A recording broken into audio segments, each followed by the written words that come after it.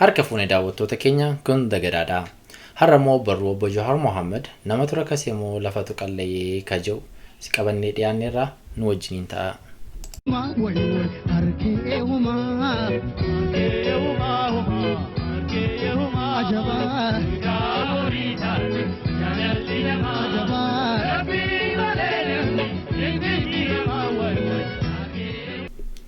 Namatu rakase moo lafatu qaalaye.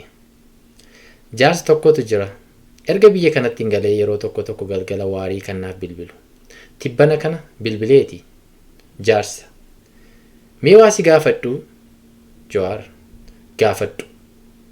Jaarsa. Silaa namatu rakase moo lafatu mi'aayee jedhan. Jawaris maal jechuudha? Gaaffiin keessan naaf hin gallee jedhe.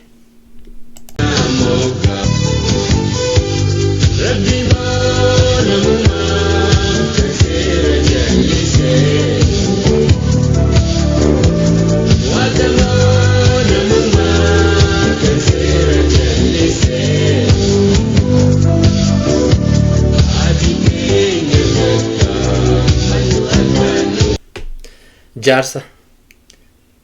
Ilaali, gaafa nugusaa sana mootummaan nama bitachuuf sossobbachuuf lafa gaashaa yookiin wantaadhaan namaaf kenna. Sana booda abbaa lafaa jedhamtee irboo fi sossooyyeessarraa guurtee mootummaaf galchita. Gaafa darguu ammoo lafa xamaadaa yookaan qirxii namaa kennitee abiyoota xabbaqaa yookiin fedhii shangoo taata. Gaafa mallasaa ammoo kaarmeetiriitiin gadi buutee sanumaan kaadiree taatee hojjetta. Amma ammoo kondominiyeemii namaa bituu yoo jedhan dhagaheenii jedhan.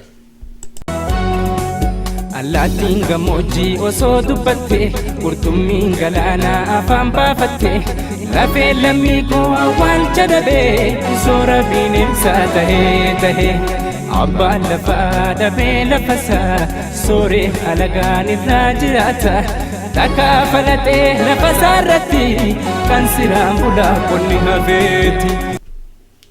Jawar hanga garaana dhukkubuttiin kolfe nagaatti bulii jedheen buleen yoo yaadu akkaataatti jaarsoliin keenya waa hubatan hedduu na dinqe.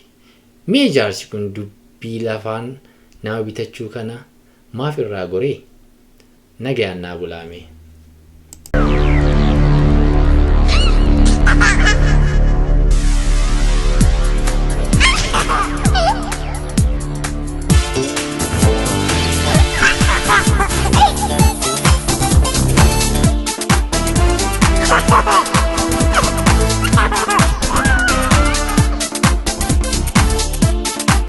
Kana qopheessee kan isinii dhiyeesse ana Abdii Raggaasaadha.